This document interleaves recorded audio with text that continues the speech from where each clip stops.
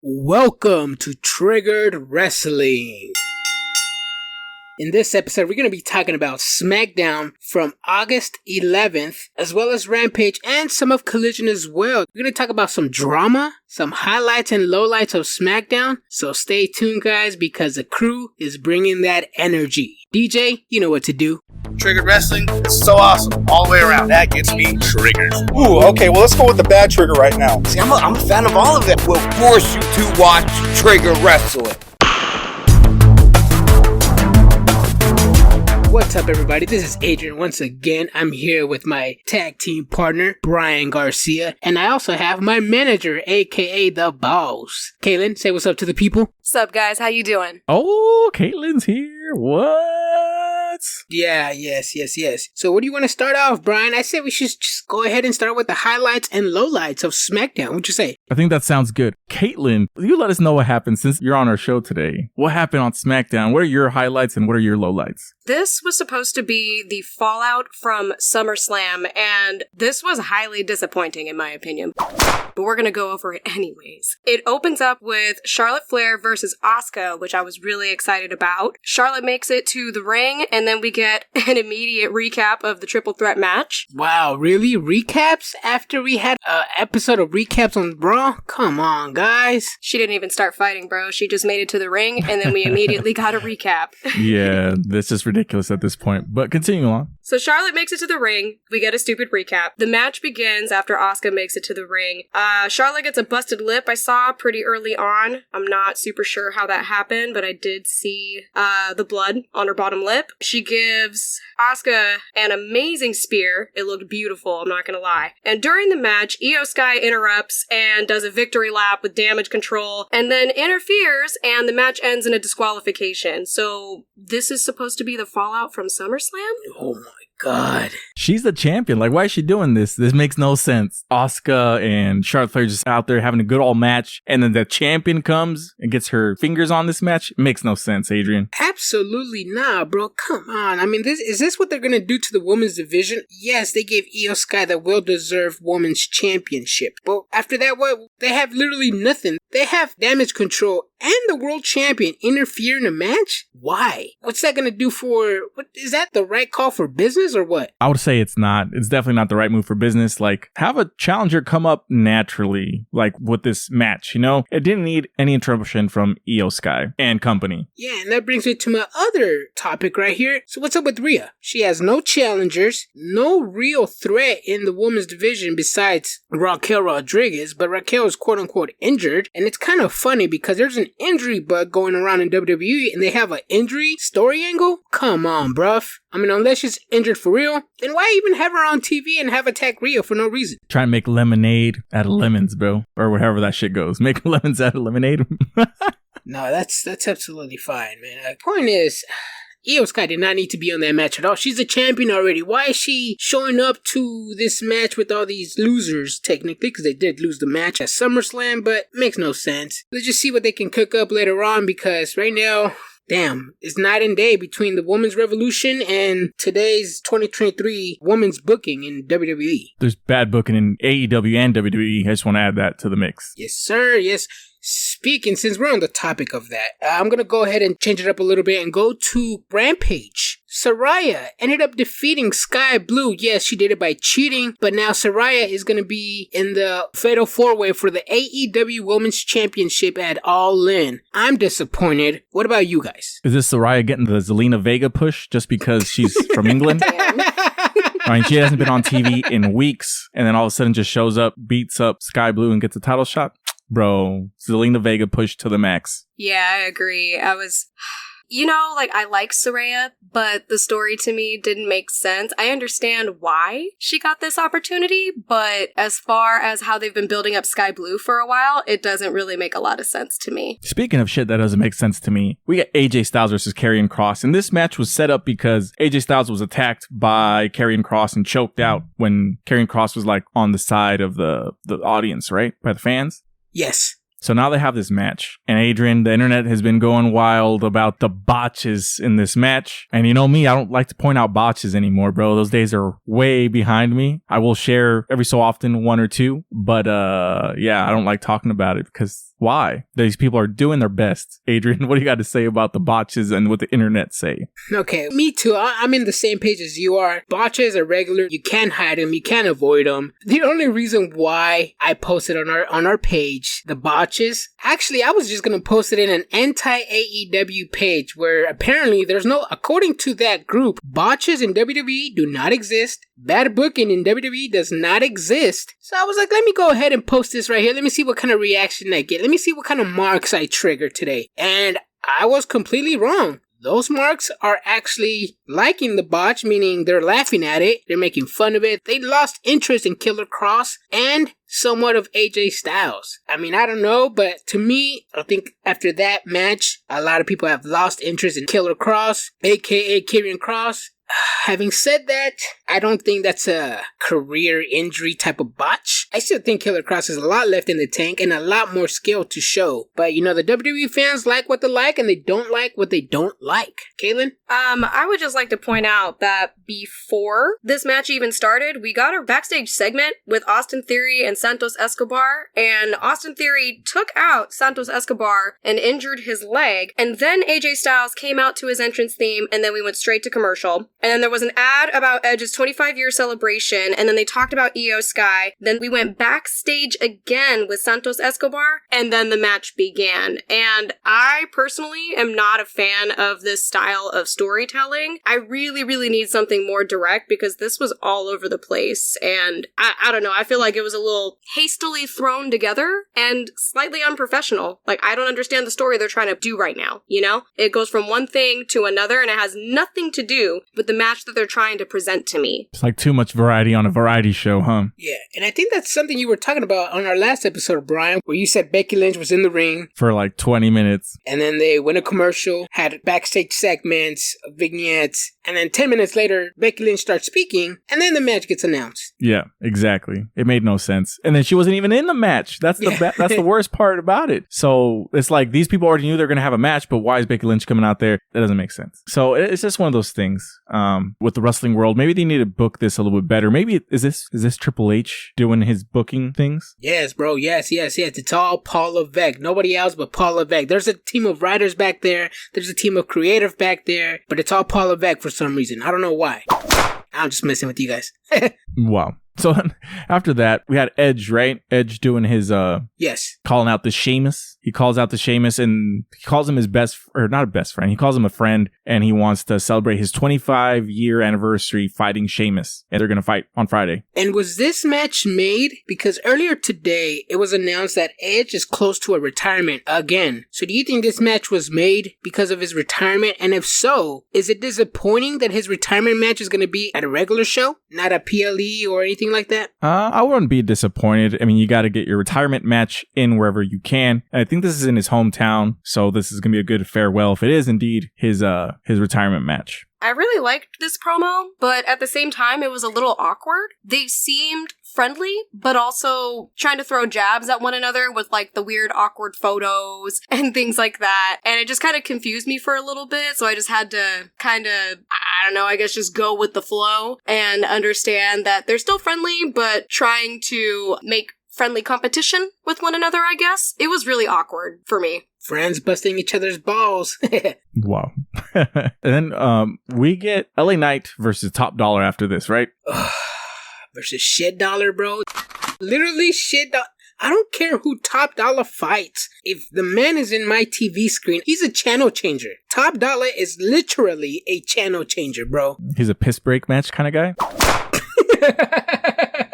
I mean, yes, it is. I'll say it, yes. Even with LA Knight there. But yeah, I agree. I didn't really watch this match. I mean, LA Knight versus Top Dollar. Top Dollar isn't going to win. I'd also like to point out a really cringy thing that one of the announcers did. I don't know which one it was, but they started rapping. And I don't know what was happening, but it was real weird and it took me away from the match. I was laughing my ass off, not because the rap was actually funny, but because it was weird and cringy. Yeah, I've noticed that whenever Top Dollar's in the ring, I want to say it's Michael Cole just makes flying jokes and makes flying over the top rope jokes. And it was probably him rapping. I don't really remember. He just, I don't know, ever since Top Dollar's dive over the top rope, he's been talking shit every single time he's out there. Damn, why did he get hired back, bro? I remember somebody once told me that AEW was trash because they only hire their friends. But then Paul Levesque is out here rehiring his old friends from NXT and from SmackDown. So it's like, I mean, if you're going to complain about something, complain about it when it happens on the other show. Because, I mean, no disrespect to Top Dollar, but he does not need to be wrestling. He can do something backstage. I'm sure there's plenty of jobs back there. My TV screen wrestling, especially against LA Knights,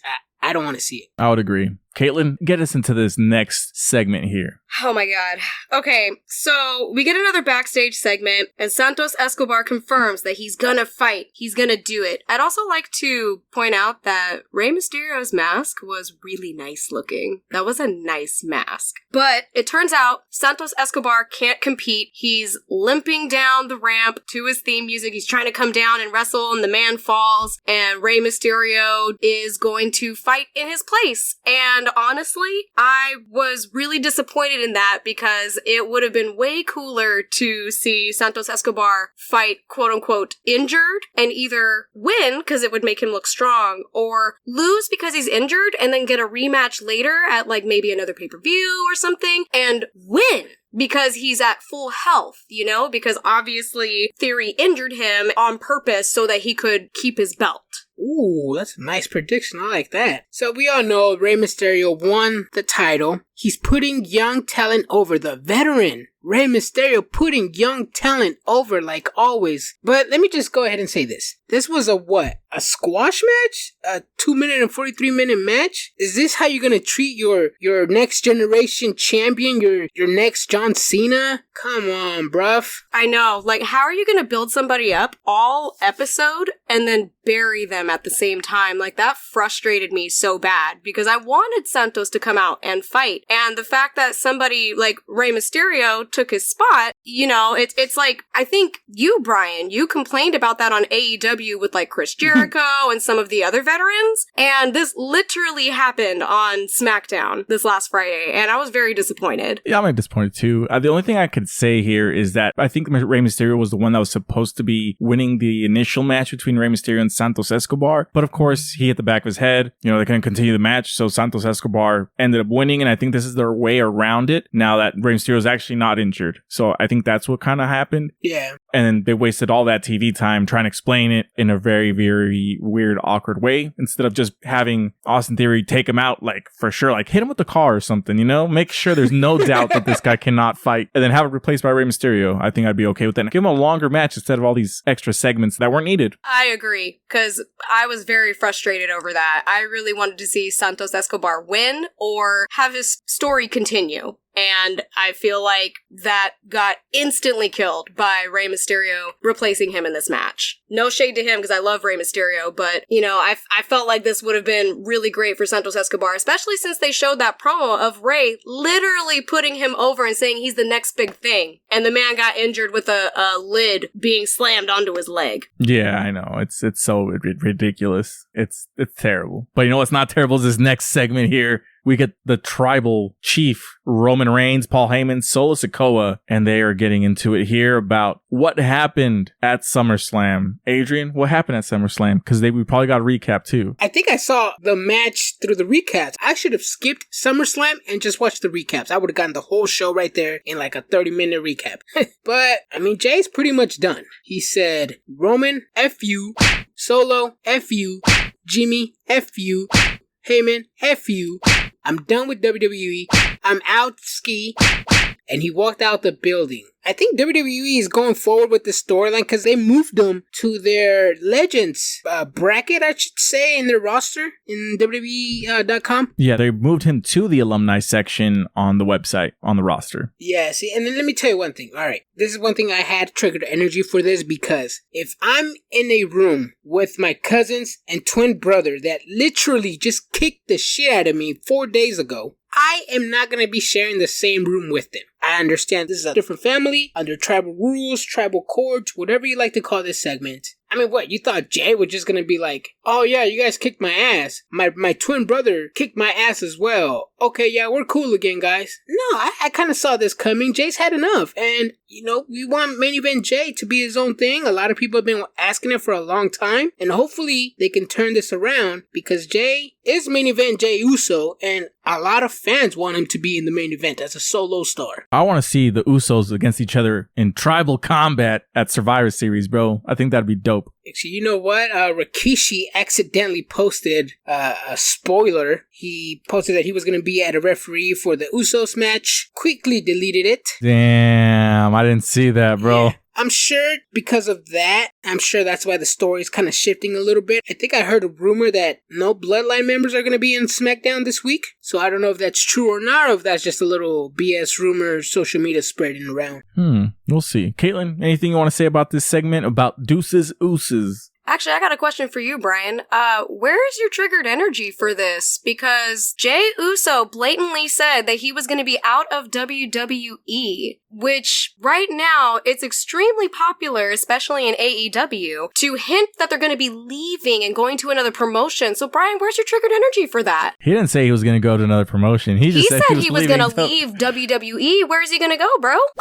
He's going to go back home. He's going to go make some lemonade at home. He's going to go, he's going to make some lemonade at home.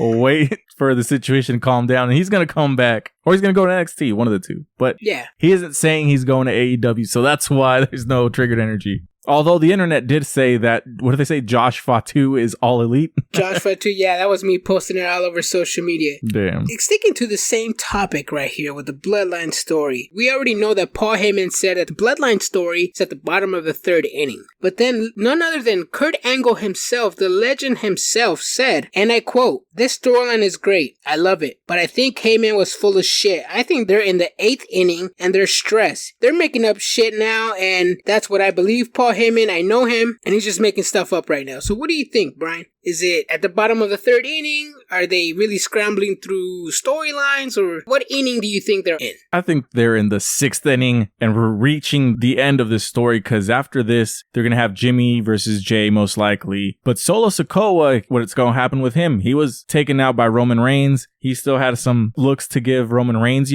So he's still going to be involved in this somehow. I still think it's going to be tribal combat, all 4 of them eventually, but who knows? I think Kurt Angle's just an old head complaining because he's not wrestling anymore, dude. Actually, yeah, that is true. That's what some of these old heads, I mean, no disrespect to them. I understand they've done a lot for the business. They put their bodies through hell. But sometimes, if they're no longer in the loop, they start making these ridiculous things. I mean, we have somebody like Conan who trashes on AEW's booking, which, if he has his own opinions about that, that's cool, that's great. But by God, let's talk about Triple Mania right now, because that booking was not the best, I should say. You're talking about the matches themselves or the booking? Just the matches and booking and the slow-ass refs. I mean, we could just briefly talk about it, a few champions here and there. QT Marshall, your new Latin American champion, after defeating Pentagon Jr., Tejano Jr., Tejano, and I believe it was the other one, Dralistico. So hopefully he brings that title to AEW, because the man is hated in Mexico. He is. And I would say he was the best performer of the entire night. I was enthralled with him. It's just, he's a good wrestler, dude. He's in AEW for a reason. He's got his own training academy for a reason. He's good in the ring. He knows what to do. I just wish AEW would use him a lot more, but I'm glad we're seeing him do what he does in Mexico in AAA. I agree. He really flourished in that match. He really showed off his acrobatic ability. The dude can flip and make it look really beautiful, and it was something that I was not expecting. And what was cool is because he does it so nicely, I feel like it really feeds into this character that he's trying to portray in that match. This like perfect, white teeth American man, trying to win the Latin American title. He did really great. I was super happy with his performance that night. Whose performance I was not happy with was Hijo del Vikingo. And I just keep thinking about what Dios del Inframundo said. Drago is not about who can put the best matches. It's who can flip the highest, flip the fastest, flip and do everything, So we had essentially 4 guys here. Speedball Mike Bailey, great wrestler. Jack Hartwheels, great wrestler. Hijo del Vikingo. And I'm missing one. Daga. Daga is not as much as an acrobat as the other 3, but this match, they had some good spots. But to me, was it built together like an actual wrestling match, or is it just me? Am I the only one that, just because it's not my favorite style, that I'm looking at it that way? No, yeah, I think even me, I like that style. I was even talking to Kaylin while we were watching Triple Mania, and I'm like, although AAA is the bigger promotion in Mexico, CMLL, in my opinion, still putting on better matches. That's my opinion. I still think CMLL is putting better matches. It just so happens that AAA has the better characters and the bigger names. I have a question for you guys. Would you say that Triple Mania or AAA is more like the WWE and CMLL is more like AEW? I would say AAA is more like AEW and CMLL is more like WWE. Yeah, especially like if you want to twist the like the sponsorships, that would go with WWE and AAA. Match wise, I will probably that's a hard one because you have a lot of match wise, booking wise, character wise, the sponsorships. I mean, Triple Mania had 4 breaks. 3 of them were because of sponsorships. My God, that Dr. Similares fucking thing was for 10 minutes, It man. took so long. The Mortal Kombat thing when they brought out the cosplayers. Oh, that too, yeah. You did not need it. And then they had a movie trailer for Casanova's movie that's coming out on Prime, and they didn't even have him in the trailer. He was in the trailer? He was? He was the guy sitting down, the one that the other person was telling his character in the movie that he should be an exotico. No, that was a woman and another kid. That's supposed to be him in the movie. Oh, yeah. See, I guess I wasn't paying attention then. See, man, Conan's brother. booking, bro, putting me to sleep. This fool actually thinks Superman is played by fucking what's his name? Christopher Reed? bro. Christopher Reed, bro. That's really Superman. This guy. Anyways. But yeah, that was Triple Mania. Sam Aldis loses his hair. It was the obvious choice. He was going to lose it anyways. Yeah. The Clippers were having such a hard time going through all that hair and blood. It was kind of funny. He had to go through with some scissors. Yeah, and also that the guy that was cutting his hair was also the ringside doctor, supposedly, that went to go check on Pentagon, right? Bruh, this doctor, bro, he comes out with his bling, watch all over, Gucci belt, earring. I'm like, come on, bro, you're really showing off here at the show? You're gonna get robbed in Mexico when you get out, watch. Yeah, man, it's fucking wild. But so that was Triple Mania. Also, earlier today, Tetsuya Naito became the G1 Climax winner after defeating Kazuchika Okada in the final. Damn, long overdue for Tetsuya Naito, the ungovernable one. I'm glad he's doing great things back in New Japan and under the ungovernable faction name. It's great. For those who don't know, the Ungovernables became popular in CMLL, made famous by none other than Andrade. Tetsuya Naito went over to CMLL, got the name, went back to New Japan, became the Ungovernable, started his own faction, and now here in AEW, we're starting a different one. Los Ingobernables. I like it. I still think Los Ingobernables de Japón sounds a lot better. Yeah, Los Ingobernables de Japón. Why didn't I say it in Spanish? I don't know. You're over here trying to say it in English, bro. This guy. Nato's semifinal match was against none other than Will Ospreay. 30-minute banger. It had everything. It had drama. It had storytelling. The counters. It was a well-told story for wrestling, man. If you want to get into New Japan, I suggest watch that match and then watch the final with Okada. You'll be a fan of New Japan. I guarantee you. So let's talk about AEW Collision, because there's something I want to talk about before we actually talk about AEW Collision. Go for it. What is all this rumors about CM Punk, pretty much telling people that they can't show up to AEW Collision? We had Ryan Nemeth not be able to show up, or I guess he was told that they fly him out, they're going to use him. As soon as he lands, they get him a ticket to go back home. They have Christopher Daniels removed from Collision, and he's essentially head of talent relations, right? Head of talent. Yes. So he was kicked out because of CM Punk over here, supposedly, allegedly. And who else? Matt Hardy also got kicked out with Christopher Daniels. Oh yeah, Matt Hardy got kicked out. And then Adam Page, they were going to use him. And then when he got to the arena, they said that to shoot his promo outside and he was not allowed in the arena. So all this stuff is happening. What the fuck is going on over here, man? I don't know, man. And here's the thing. Let's get into context with Ryan Nemeth. Apparently, Ryan Nemeth tweeted something about Punk saying that he's the softest man alive. So as soon as he got to the building, Punk met him and he's like, hey, you want to do this right now or you want to go outside? Bro, and we might get blocked because we got blocked from soft-ass Ryback, but Punk, come on, bruv. You're seriously going to start beef with everybody? We seen your MMA career. We seen what you can do in the octagon. He was not scaring anybody, bruv. Yeah, he wasn't, bro. But, you know, and the thing about that is, like, we made that YouTube video, or I will take blame for it. I made the YouTube video from the clip that we had about CM Punk essentially being like a crying, whiny baby about this AEW title thing. And now it's like, bro, like, what the fuck? Like, you can't even be in the same building with these people. Well, I mean, look at the Young Bucks. They're not on Collision when he's around. That's true, but are they also the ones saying that he can't come to Dynamite, you know? Or is this is all getting leaked because the Young Bucks are leaking it, you know what I mean? Or the Elite is leaking it. Yeah, and then there was this episode of Dynamite where CM Punk showed up, and the report after that came out said that both members, the Elite and CM Punk, were on separate sides of the arena. So at this point, it's like, is Punk the cancer or what? I don't know, man, but there's a lot more drama and interesting stuff, at least to me, with drama outside of AEW than actually inside of AEW, because some of their bookings just kind of like, anyways. Maybe Punk is to blame for that. I mean,